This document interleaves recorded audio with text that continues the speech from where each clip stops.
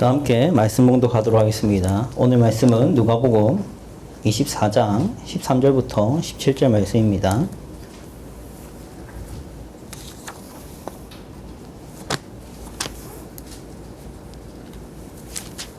누가복음 24장 13절부터 27절까지의 말씀입니다. 신약성경 139면에 있습니다. 누가복음 24장 13절부터 27절까지의 말씀입니다. 함께 교독하도록 하겠습니다. 다 찾으셨죠? 제가 먼저 읽겠습니다. 그날에 그들 중 둘이 예루살렘에서 25리 되는 엠마오라 하는 마을로 가면서 그들이 서로 이야기하며 문의할 때 예수께서 가까이 이르러 그들과 동행하시나 예수께서 이르시되 너희가 길 가면서 서로 주고받고 하는 이야기가 무엇이냐 하시니 두 사람이 슬픈 빛을 띠고 머물러 서더라.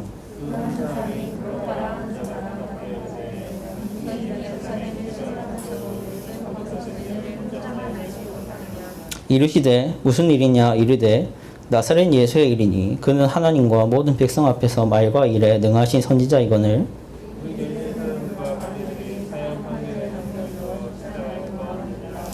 우리는 이 사람이 이스라엘을 성령할 자라고 바랐노라. 이뿐 아니라 이 일이 일어난 지가 사흘째요.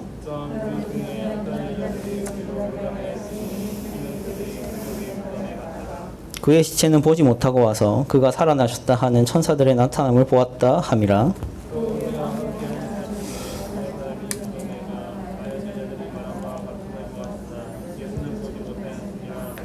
이르시되 미련하고 선지자들이 말한 모든 것을 마음에 더디 믿는 자들이여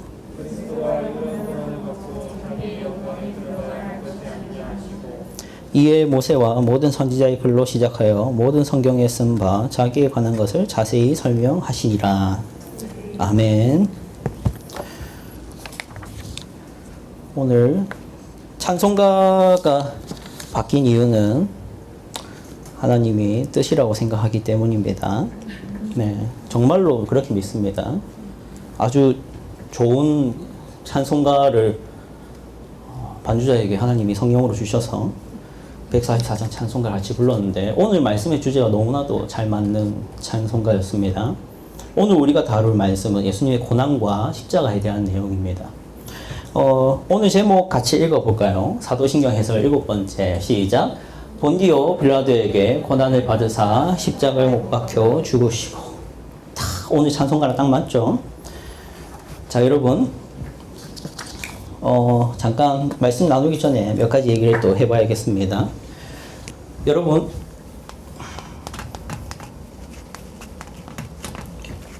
유행이라는 단어 잘 아시죠? 유행이 뭡니까? 유행. 한자적인 의미 얘기할 필요 없이 문장으로 얘기해도 돼요. 뭔지 대충. 유행이 뭘까요?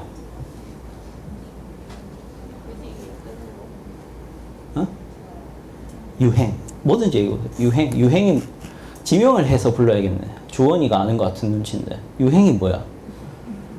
아, 몰라? 은혜가 아는 눈치인데. 유행이 뭘까?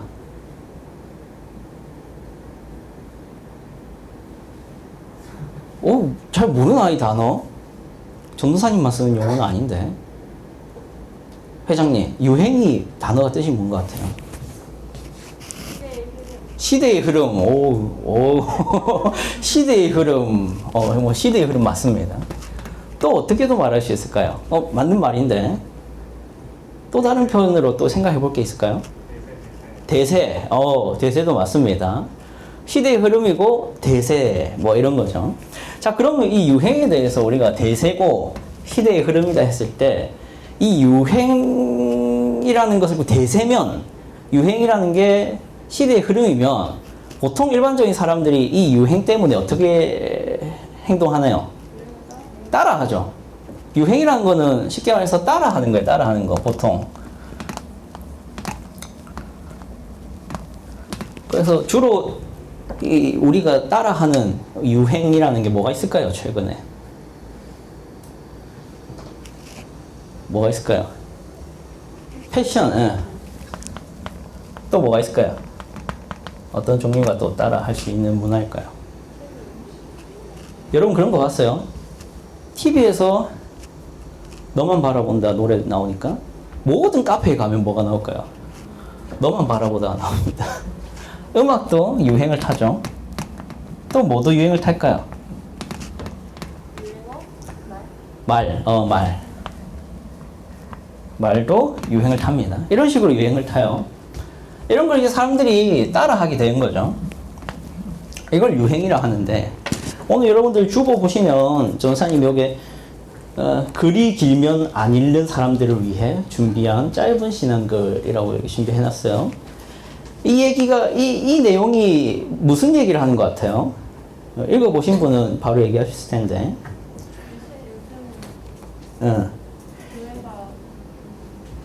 교회가 따라간다 라는 거죠. 예전에는 세상이 교회를 따라왔는데 현대에는 교회가 세상을 따라가는 추세다라는 얘기를 하면서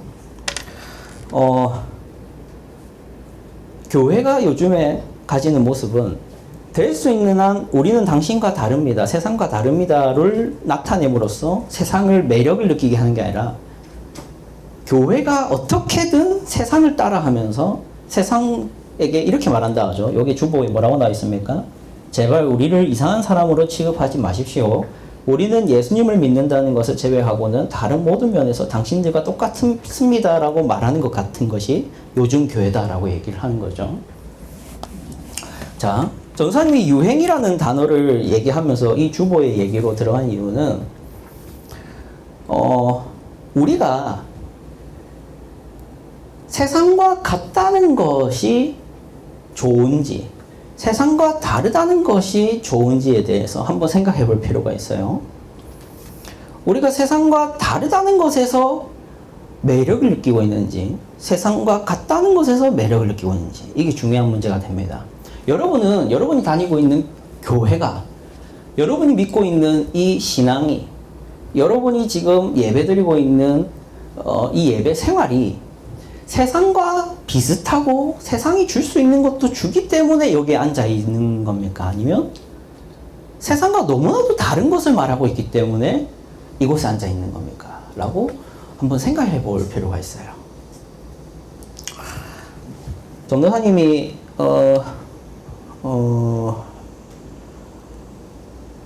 한 가지 얘기를 해준다면은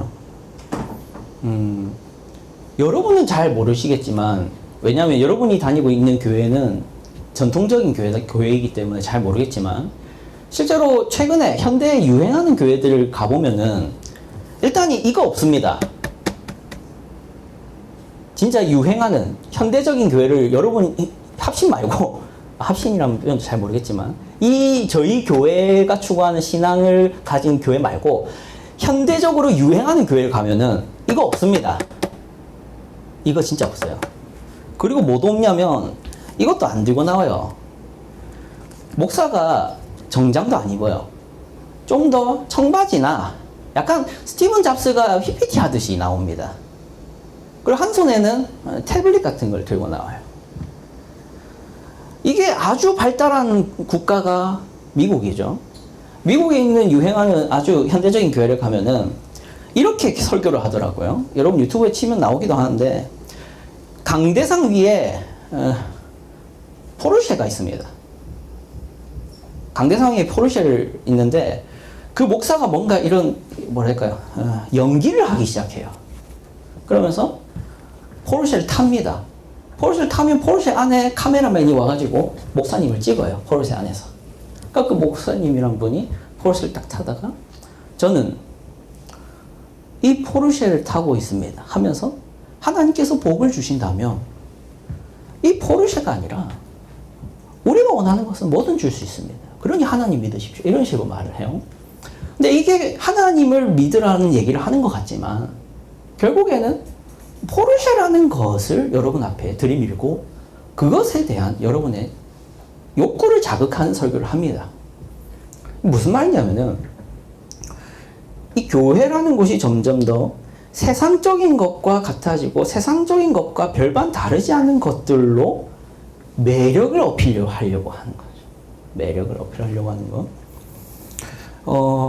이런 서론 시간에 이런 얘기를 왜 하냐면은, 우리가 말씀을 배우면 배울수록, 특히 사도신경을 배우면 배울수록 여러분이 무엇을 발견해야 되냐면은, 세상과는 너무 다른 이야기를 하고 있다라는 것에서 내가 매력을 느끼는지, 세상과 같은 얘기를 하는 것에서 매력을 느끼는지가 전도사님이 가르치고 있는 이 성경, 우리 하나님께서 하시는 말씀을 어디까지 수용할 수 있느냐로 연결됩니다.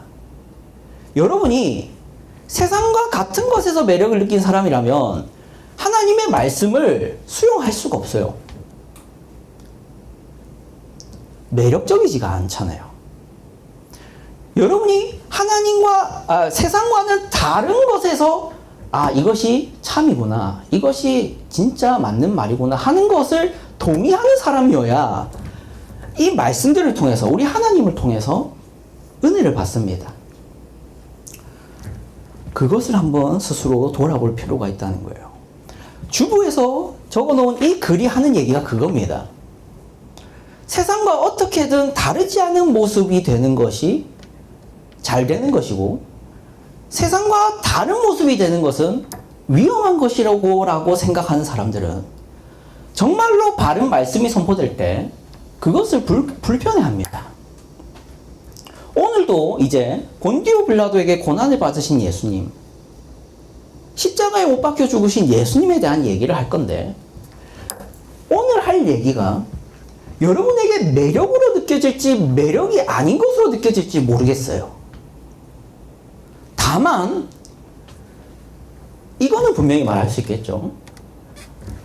예수 그리스도의 고난과 십자가가 매력으로 느껴지는 사람은 참 신앙인일 것이고, 예수 그리스도의 고난과 십자가가 도무지 매력적인 것으로 들려지지 않는다면 거짓 신앙인인 거겠죠. 그것을 두려워하는 가운데 말씀을 진지하게 듣길 바랍니다. 아시겠죠? 예. 두려움을 가지시고 들어주시면 좋겠습니다. 자, 이제 넘겨주세요. 네, 말씀 같이 이제 보도록 하겠습니다.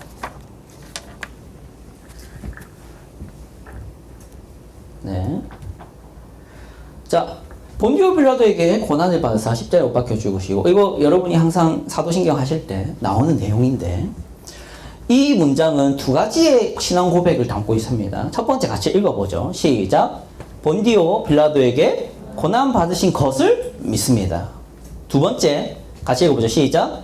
십자가에 못 박혀 죽으신 것을 믿습니다. 이 두 가지 신앙 고백을 담고 있습니다.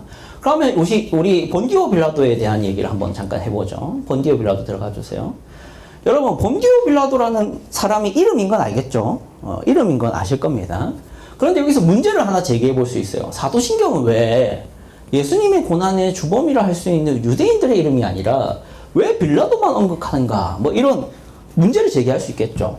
자, 빌라도란 사람이 예수님의 고난, 예수님의 십자가의 원인이었다라고 생각할 수가 없습니다. 실제 말씀을 보면 그래요. 마태복음 27장 11절부터 26절이 그 내용인데, 예수님의 고난의 내용인데, 이 내용을 지금 다 읽으면 시간이 모자랍니다. 그래서 간략하게 전도사님 그냥 얘기를 하도록 할게요. 패션 오브 크라이스트라는 영화를 보면은 이런 장면이 나옵니다. 이 장면이 뭘 하고 있는 거냐면은, 유대인들, 특히 제사장들이, 종교 지도자들이 예수님이 자꾸 인기를 끌고 예수님이 자꾸 자신들의 잘못을 지적하고 하나님의 말씀을 따르는 척만 할 뿐 하나님의 말씀과는 전혀 상관없이 살아가는 제사장들을 계속 비난하니까 이 종교 지도자들인 제사장들이 예수님을, 무고한 예수님을, 다르게 말하면 죄 없는 예수님을 어떻게든 거짓 증인들을 만들어내서 뭐랄까요, 어떤 죄인을 만들려고 했는데, 당시의 유대 사회는 바리새인들이 사형권을 가지고 있지 않았고, 누가 사형권을 가지고 있었냐면은 로마 총독이 사형권을 가지고 있었어요. 만약 누군가를 죄인 취급해서 죽이려면은 대제사장들이 직접 죽일 수 없고, 로마 총독이었던, 당시 이스라엘을 지배했던 로마 총독 본디오 빌라도에게 데려가야 됐었어요. 그 재판정입니다. 네, 재판정. 근데 재판정에 갔는데 본디오 빌라도가 그러면은 이제 판사로서, 재판관으로서 예수님의 죄들을 물을 거 아니에요. 그렇죠? 죄들을 묻는데 죄가 발견됐을까요? 안 됐을까요? 발견이 안 되는 거예요. 증인이라고 불러놓은 사람들을 봤을 때 자꾸 말이 안 맞는 거예요. 서로 말이 달라요. 그리고 예수님이 무슨 죄를 지었는지 물어봐도 하는 거라고는 대답할 게 뭐 별로 없습니다. 예수님이 하신 게 뭐 있습니까? 병자 낫게 하고, 귀머거리 낫게 하고, 먹을 거 주고, 말씀 가르치고, 이거 외에는 뭐 살인을 행했다거나, 도둑질을 했다거나, 반역을 행했다거나, 없습니다. 그러니까 이 빌라도는 놔주고 싶어 했어요.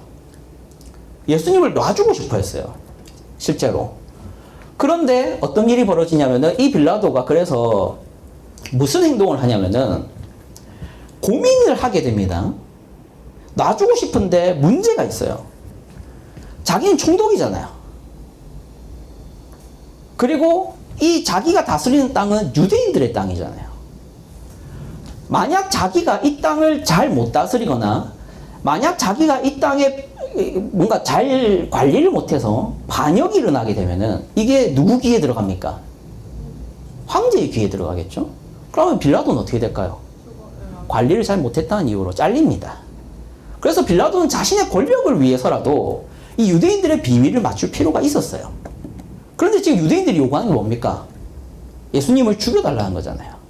근데 빌라도는 이 고민이 된 거죠. 죽이긴 싫은데 살려두기란 유대인들이 껄끄러운 거예요. 그래서 빌라도가 한 행동이 뭐냐면은 말씀 본문에 나오는데 이 사람과 이 예수님을 세워놓고 이 둘 중 한 명을 내가 풀어주겠다라는 제안을 합니다. 이 사람이 누구냐면은 살인자요 반역자였습니다. 실제 죄인이에요. 당시 유대 사회에서는 명절에 죄인 한 명을 풀어주는 게 있었습니다. 제도상. 명절에 죄인 몇 명을 풀어주게 돼 있었어요. 그 제도를 가져와서 둘 중에 누구 풀어줄까라고 질문을 했습니다. 넘겨주세요. 그랬더니 유대인들이 뭐라고 했을까요? 제사장들이 바라바라는 사람을 풀어줄까 예수를 풀어줄까 했을 때 제사장들이 어떻게 했을까요? 바라바 풀어달라고 했어요. 웃기죠? 진짜 살인자인 죄인은 풀어주고 예수님은 안 풀어주는 거예요. 그래서 실제로 바라바를 풀어주실 수밖에 없었어요. 그리고 무슨 일이 일어나면은 다음 장 넘겨주세요. 이 예수를 그러면 어떻게 하는 말이냐 하니까 요 밑에 있던 요 대제사장과 제사장들인데 손가락질 하죠. 예수님한테 십자가에 못 박아 죽이십시오라는 것을 외칩니다. 그래서 예수님을 할 수 없이 못 박아 죽입니다. 빌라도가. 그러니까 빌라도는 적극적으로 예수님을 죽이고 싶어 했을까요? 아니면 할 수 없이 한 걸까요? 그러면 왜 사도신경에 본디오 빌라도에게 고난을 받으사라고 정리한 거예요? 이게 의문인 거잖아요. 제일 권위자여서. 맞는 말이기도 합니다. 그래서 넘겨주시면 이까지가 이제 이 이야기인데 예수님의 고난과 관련해서 대제사장에게 고난 받으사가 아니라 빌라도에게 고난을 받으사라고 얘기하고 있는 이유가 뭐냐면은 이 세 가지입니다. 첫 번째 이유 같이 읽어보죠. 시작. 예수님이 죽으신 시기를 특정하기 위해서. 두 번째, 예수님이 실존 인물이라는 것을 증명하기 위해서. 세 번째, 예수님이 당하는 고난의 비참함을 강화하기 위해서. 첫 번째 이유를 한번 보도록 합시다. 이것이 본디오 빌라도에게 고난을 받으사가 왜 예수님이 죽으신 시기를 특정할 수 있냐? 넘겨주세요. 자, 본디오 빌라도의 헬라어 이름, 원래 이름은 폰티우스 필라투스인데, 이 사람이 뭐 실존했던 인물이냐라는 의문이 있었습니다. 아, 빌라도가 진짜 존재했느냐? 성경 솔직히 가짜잖아. 가짜인 성경의 인물들이 진짜 있었을 리가 있어. 이런, 공격이 있었어요. 그런데 이제 1961년에 이 돌판, 이 비석이 발견이 됐는데, 이 비석에 누구의 이름이 있었냐면은 폰티우스 필라투스라는 이름이 있었습니다. 네, 폰티우스 필라투스라는 이름이 있었는데 이 이름이 등장하니까 그 전까지는 본디오 빌라도가 허구의 인물이라 생각했는데 이게 발견된 이후로선 실존 인물이구나 하는 게 밝혀졌어요. 그런데 그 내용이 뭐냐면은 존엄하고 신성하신 황제 티베리우스께 폰티우스 필라투스 유대 총독이 헌정했다라고 기록이 되어 있습니다. 그럼 요 황제 티베리우스가 이게 등장하잖아요. 넘겨주세요. 실제 역사에 로마 황제였던 티베리우스 황제가 존재합니다. 이게 성경에서는 디베리오라고 이름이 나오는데 실제 이름은 티베리우스 황제입니다. BC 42년에서 AD 37년에 동안 살았는데 AD 13년에 황제 등극을 합니다. 여러분 예수님은 언제 태어날까요? AD 0년에. 그리고 예수님이 사역을 시작했을 때가 AD 30년입니다. 그리고 예수님이 죽으실 때는 3년 사역하시고 죽으셨으니까 33년에 죽어요. 그러니까 그때 당시에 황제가 맞을까요? 아닐까요? 맞는 거죠. 그러니까 실제 역사의 인물들과 이 성경에 기록된 내용이 시기상 같다 안 같다? 같다는 게 실제적으로 증거가 되는 거예요.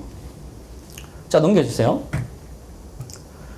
우리가 성경을 읽어보면은 여러분 이사야서, 예레미야서, 뭐 에스겔서 이런 거 보면은 자기를 뭐라고서 이 책을 쓰면서 맨 처음에 뭐부터 하냐면은 유다 왕 우시야와 요담과 아하스와 히스기야 시대 이 왕 이름들 나오죠. 그리고 예레미야서도 아몬의 아들 유다 왕 요시야 이런 거 나오죠. 그리고 에스겔서에서도 요 맨 밑에 보면은 여호야긴 왕이 사로잡힌 지 5년 그달 초사태를. 그러니까 시대를 얘기를 하면서 누구를 얘기합니까 자꾸? 이름을 왕 이름을 자꾸 등장하죠. 그래서 본디오 빌라도에게 고난을 받으사라고 기록한 것도 예수님이 어느 시대에 사셨고 어느 시대에 죽었는지를 알기 위해서 본디오 빌라도에게 고난을 받았다라고 알기 쉽게 그냥 대표적인 인물을 기록하고 있는 겁니다. 아시겠죠? 여기까지. 자, 넘겨주세요. 자, 이제 넘겨주시면 되겠습니다. 이제 두 번째 이유, 예수님이 실존 인물이라는 것을 증명하기 위해서인데 이게 연결되는 거예요. 그러니까 티베리우스 황제가 실제로 있었고 폰티우스 필라투스가 실제로 있었다라는 것이 아까 얘기를 했고, 그리고 본디오 빌라도에게 고난을 당하사라고 그래서 기록하고 있는 이유는 예수님이 실제로 존재했던 인물이라는 것이 그렇게 증명될 수 있기 때문입니다. 이게 좀 어려운 용어들이 나오는데 한번 이거 같이 읽어보기나 해봅시다. 한번 역사성부터 시작해서 같이 읽어봅시다. 시작. 역사성이란 공격당하기 쉬운 부분이다. 만약 빌라도로 인한 예수님의 십자가형이 거짓된 얘기라면 예수님의 사후 얼마 되지 않은 시기에 쓰인 누가복음은 신뢰성이 없다는 공격을 당했어야 했겠지만 그렇지 않았다. 무슨 말이냐면은 예수님이 좀 잔인한 말이지만 예수님이 1년 뒤에 시한부라서 1년 뒤에 죽게 돼 있습니다. 슬프죠? 아무도 안 슬픈가요? 전사님이 1년 뒤에 죽었다 합시다. 그런데 우리 손승민 선생님이 10년 뒤에 이런 편지를 쓰는 거예요. 우리 전필국 전도사님은 신이었고 정말로 외모는 여러분이 좋아할 만한 사람 제외하고 얘기해야 되는데 원빈은 여러분과 다른 세대죠. 원빈 같았고 키는 187cm였고 몸무게는 72에 마른 체형이지만 근육으로 가득 찬 사람이었다. 이런 편지를 우리 주랑이에게 썼다 칩시다. 10년 뒤에. 그럼 주랑이가 그 편지를 찢을까요? 받아들일까요? 찢죠. 왜? 그 편지는 진짜니까 거짓이니까. 그러니까 같은 시대를 살았던 사람들이 그것을 모를까요? 알죠. 그런데 예수님 사후에 누가복음이 언제 쓰였냐면은 60년도에 쓰였어요. 그러니까 예수님이 죽은 지 30년이 지난 뒤에 쓰인 편지가 누가복음입니다. 그러면은 그 예수님 때 예수님과 동시대를 살아갔던 사람이 살아있었을까요? 살아있지 않았을까요? 그런데 이 누가복음이 돌아다닐 때 그거를 공격할 사람이 있었을까요? 없었을까요? 만약 거짓말이라면 공격했겠죠. 그런데 공격이 없었다고요. 예수님이 살아있었고 그곳에서 사역을 했고 3년 뒤에는 본디오 빌라도라는 총독한테 사형을 당했다라는 것에 대해서 의문을 제기한 사람이 없었다고요. 그 말인즉슨 예수님은 실존 인물이다 아니다? 실존 인물이라는 게 이렇게 증명이 되는 거예요. 아시겠죠? 예수님 가짜 아닙니까? 이런 말 하지 마세요. 그 바보 됩니다. 그런데 예수님 없었잖아요 라고 말하는 사람이 많아요. 요즘에 진짜 많아요. 어떻게든 성경을 부정하고 싶어서 예수님은 허구의 인물 아닙니까? 이런 말 하는 사람 진짜 많아요. 넘어갑시다. 자, 이게 중요하죠. 예수님이 당하는 고난의 비참을 강화하기 위해서 에스겔서 이거 같이 읽어봅시다. 여러분 같이 봅시다. 시작. 네가 이방인의 손에서 죽기를 할례받지 않은 자의 죽음 같다 하리니 내가 말하였음이니라 주 여호와의 말씀이니라 하셨다 하라. 이 말이 요약을 하면 이런 말입니다. 같이 읽어보죠. 시작. 이방인의 손에서 죽는 것은 할례받지 않은 자의 죽음이다. 예. 백성이 아닌 자의 죽음이다. 예, 이런 겁니다. 그러니까 여기서 할례받지 않은 자라는 것은 하나님의 백성이 아닌 자를 말을 하는 거예요. 근데 이 말씀을 하나님이 하고 있다는 거죠. 그래서 이 하나님의 이런 논리를 그대로 이 상황에 적용을 해본다면 빌라도의 손에 고난당하기 시작한 이 예수님은 당시에 하나님의 백성이 아닌 상태였다라는 겁니다.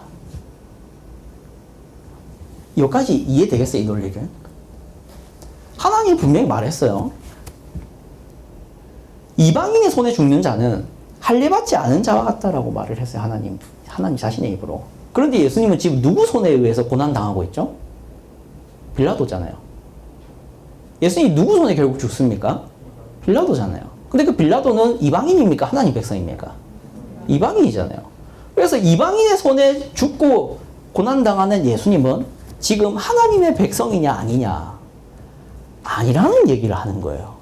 그래서 본디오 빌라도에게 고난을 당하신 예수님은 하나님의 백성이 아니라는 거예요. 예수님은 지금 하나님의 백성이 아니게 됐습니다. 본래 예수님은 어떤 분이십니까? 태어나기를 어떤 분으로 태어나셨어요? 하나님과 무슨 관계입니까? 하나님의 아버지면 예수님은 뭡니까? 아들이시잖아요. 그런데 그 아들이신 예수님이 고난당하는 이 순간부터는 누가 됐다는 거예요? 하나님의 백성조차도 아닌 자가 됐다는 거예요. 왜 그렇게 되셔야 됩니까? 이 부분에 대해서 좀 더 얘기를 해보죠. 넘겨주세요. 넘어갑시다. 넘겨주세요. 이 부분이 중요한데 예수님이 십자가에 못 박히신 후에 십자가 위에서 하신 말씀 중에 하나입니다. 함께 읽어봅시다. 시작. 제9시쯤에 예수께서 크게 소리질러 이르시되 엘리 엘리 라마 사박다니 하시니 이는 곧 나의 하나님 어찌하여 나를 버리셨나이까 하는 뜻이라. 예수님이 뭐라고 말했다고요? 나는 하나님께 버림받았다. 왜 나를 버리셨습니까? 라는 얘기를 하셨다고요. 한번 봅시다. 넘겨주세요. 불 좀 꺼주세요. 소리 켜주세요. 소리.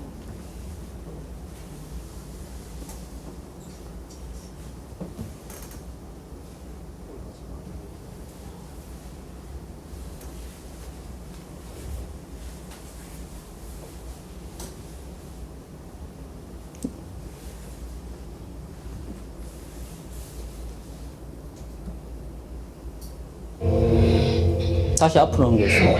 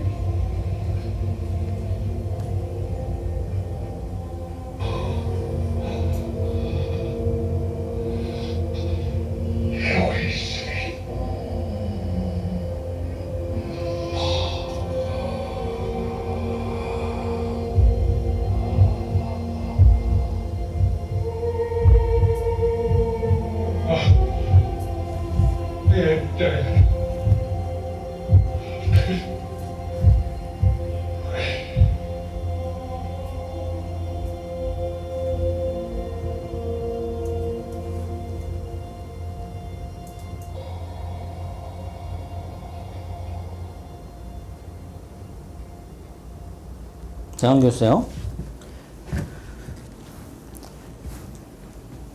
자, 여기서 질문해 볼 수 있죠. 예수님은 그래 버려지셨다 칩시다. 왜 버려지셔야 되냐라는 질문을 해보셔야겠죠. 왜 예수님은 하나님의 아들이 아니게 되어야 됐습니까? 같이 봅시다. 같이 읽어봅시다. 시작. 당시에 예수님께서는 모든 죄인들을 대신하고 계셨기 때문입니다. 죄인들은 하나님께로부터 철저히 버려져 있는 상태에 있습니다. 이 때문에 하나님의 유일하신 아들 예수님마저도 버려지셔야 했습니다. 자, 여러분, 예수님은 죄를 대신해야 됩니다. 저번에 얘기했죠. 예수님께서 성령으로 잉태되신 이유가 뭐고, 왜 사람으로 나셔야 되냐? 사람을 대신해야 되고 죄인을 대신해야 되기 때문에 예수님은 의인이어야 되고 동시에 인간이어야 했다. 그래서 성령 잉태와 마리아에게서 인간으로 태어나야 됐다. 이 모든 목적이 뭐라고 했습니까? 죄인들을 대신하기 위해서죠. 그러면 죄인들을 대신하기 위해서는 뭐도 해야 되냐면 버려지기도 해야 되는 겁니다. 왜냐하면 죄인은 반드시 하나님으로부터 버려져 있는 상태이기 때문이죠. 그럼 예수님이 철저히 죄를 대신하려면 하나님께 안 버려지면 안 되는 거예요. 여러분이 예수 그리스도를 믿는 믿음으로 말미암아서 그 죄가 사해지지 않았다는 것은 여러분은 하나님의 원수라는 겁니다. 여러분은 하나님으로부터 버려져 있는 존재라는 겁니다. 그런 여러분의 죄를 대신 지시려면 예수님이 버려져야 됩니다. 그래서 예수님은 본디오 빌라도 손에 죽어야 되고, 그래서 예수님은 엘리 엘리 라마 사박다니가 돼야 되는 겁니다. 아시겠죠? 넘겨주세요. 자, 이제 고난에 대해서만 얘기를 하고 마치도록 하겠습니다. 고난에는 세 종류가 있습니다. 불 좀 마저 다 켜주세요. 고난에는 세 종류가 있습니다. 첫 번째 고난 같이 읽어보죠. 시작. 나의 잘못 때문에 당하는 고난 있죠. 내가 친구한테 악하게 행동하거나 내가 거짓말을 해서 곤란을 겪을 수 있죠. 그건 내 잘못입니다. 두 번째 같이 읽어보죠. 시작. 이유 없이 당하는 고난. 뭘 잘못한 것도 없는데 악의를 가진 어떤 사람이 나를 고난을 줄 수도 있는 거고, 혹은 내가 가만히 있었는데 자연재해 때문에 당하는 고난이 있을 수 있습니다. 그렇죠? 세 번째 같이 읽어보죠. 시작. 의를 이루기 위하여 당하는 고난. 이 세 번째 고난까지 있습니다. 내가 선을 행하다 보니까, 내가 착하게 행동하다 보니까, 내가 뭔가 올바른 일을 행하다 보니까 당하는 고난이 있을 수 있습니다. 넘겨주세요. 근데 그러면 예수님이 지금 당하고 있는 고난이 뭐냐? 1번, 2번, 3번 중에 뭡니까? 못 맞추면 안 되는 거죠. 3번입니다. 예수님은 지금 의를 이루기 위해서 고난을 당하고 있습니다. 의를 이루기 위해서. 이 단어가 중요해요. 의를 이루기 위해서. 자, 넘겨주세요.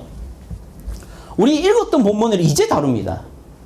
누가복음 24장 13절부터 27절 말씀인데 다시 다 보진 않고 이 두 가지만 대조해서 봐야 되는데, 19절부터 21절까지는 이 예수님과 함께 내려가던 두 사람이 자기들끼리 하던 얘기를 예수님이 듣고 너희가 무슨 얘기를 하고 있었냐라고 질문하니까 하는 얘기예요. 거기서 뭐라 합니까? 나사렛 예수에 대한 이야기를 우리가 하고 있었는데 그는 분명히 선지자 같았다. 그런데 우리 대제사장들과 관리들이 예수님을 사형 판결에 넘겨줘서 십자가에 못 박아 죽었다. 우리는 이 사람이 이스라엘을 속량할 구원자이길 바랬는데 안타깝게 됐다. 이런 얘기를 자기들끼리 했다는 겁니다. 그러니까 예수님이 혼을 내십니다.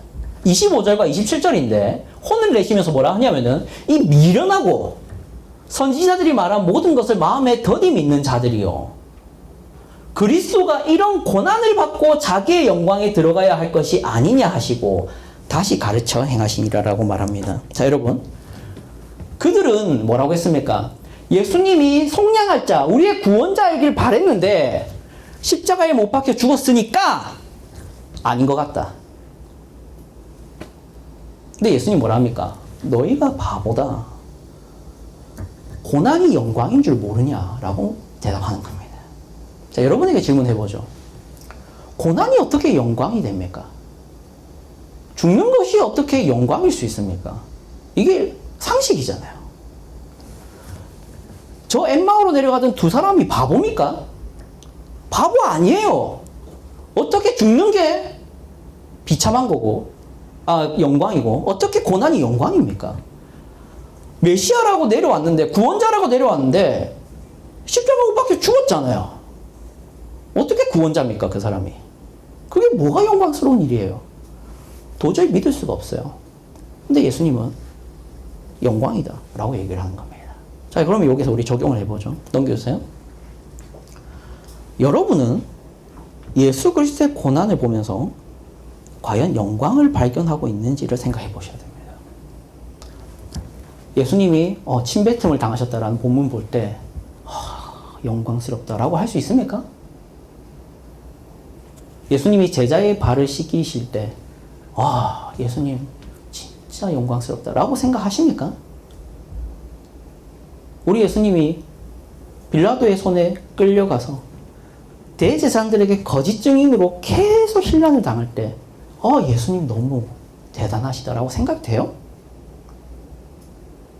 이방인의 손에 넘겨져서 군병들에게 채찍을 당하고 등가죽이 뜯겨질 모습을 보면서 정말 아름다우시다라고 생각합니까? 안 되죠. 왜 안 될까요? 왜 예수님의 고난을 보면서 영광을 못 볼까요? 일반적으로 예수님의 고난을 보는 사람들이 영광으로 연결되지 못하는 이유는 자신에게 가장 절실한 의의가 무엇인지 모르기 때문입니다. 자, 여러분, 여기서 좀 어려운 용어들이 자꾸 등장하는데 여기서 집중 좀 해주시면 마치도록 하겠습니다. 오늘은 좀 더 일찍 마칠 수 있겠네요. 여러분이 얘기하지 맙시다. 일반적으로 사람들이 요구하는 의의란 뭐냐면 권성징악과 인과응보입니다. 권성징악과 인과응보가 뭐예요? 아시는 분?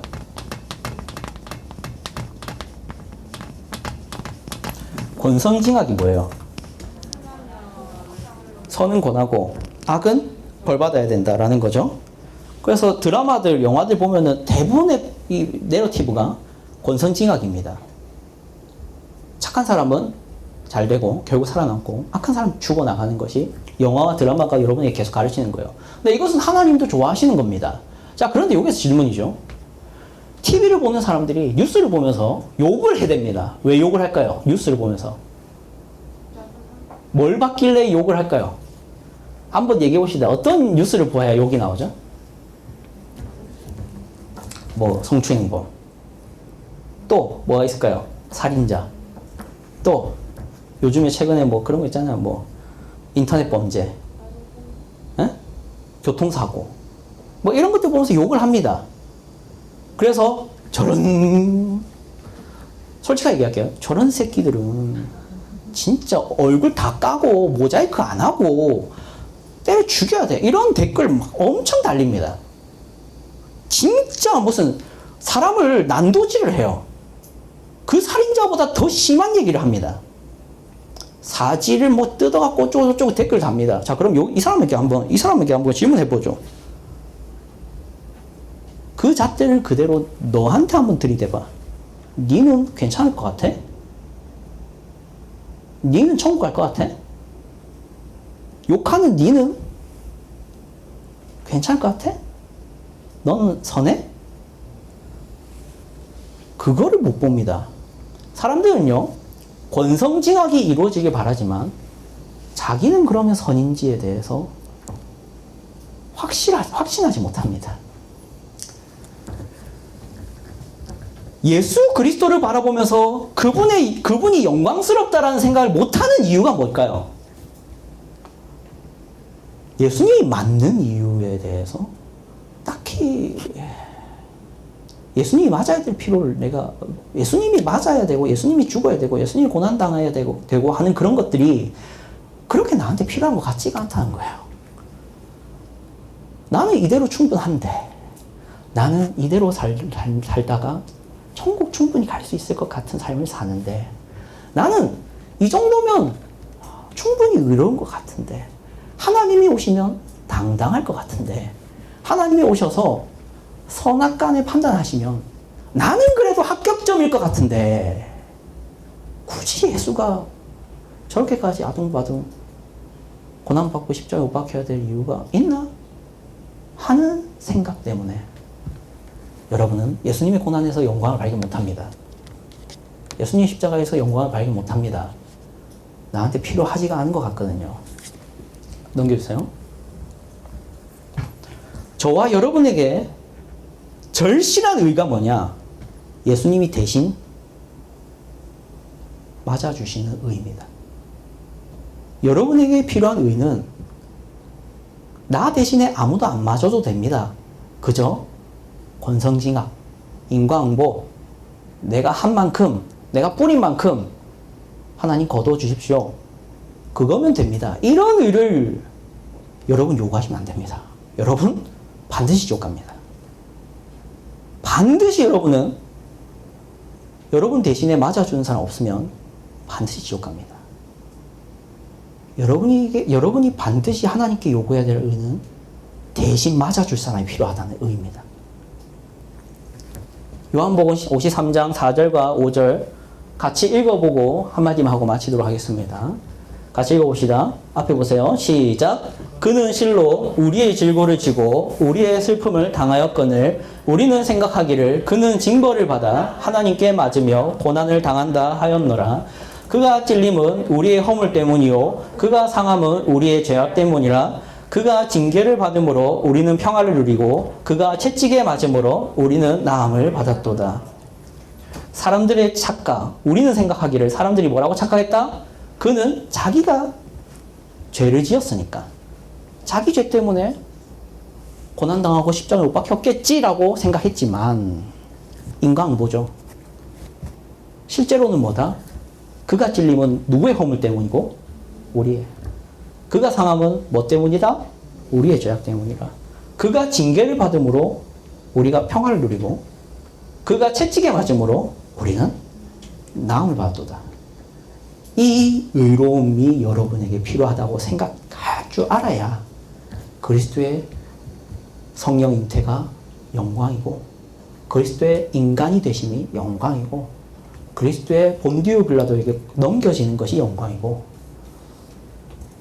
군병들에게 침뱉음 당하고 뺨 맞고 멸시당하고 제자들의 배신을 당하고 가룟 유다의 배신뿐만 아니라 베드로도 결국에는 부인하고 도망가는 것을 겪는 그 모든 예수님의 생애가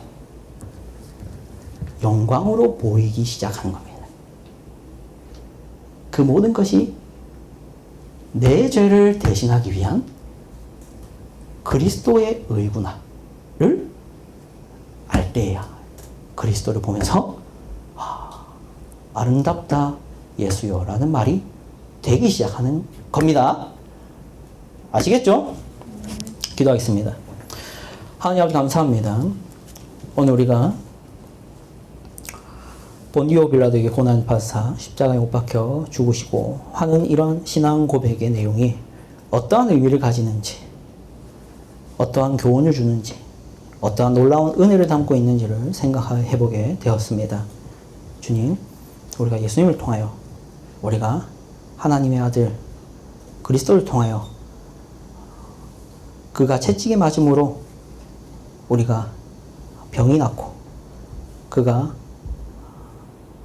상처 입음으로 우리의 상처가 아물어지고 그가 피 흘리심으로 우리가 수혈받았다라는 것을 믿음으로 고백하고 그 믿음에 합당하게 하나님께 찬양과 감사를 드릴 수 있는 저희 모두 되게 하여 주시옵소서. 예수 그리스도의 이름으로 기도드립니다. 아멘. 준비하신 헌금 드리겠습니다.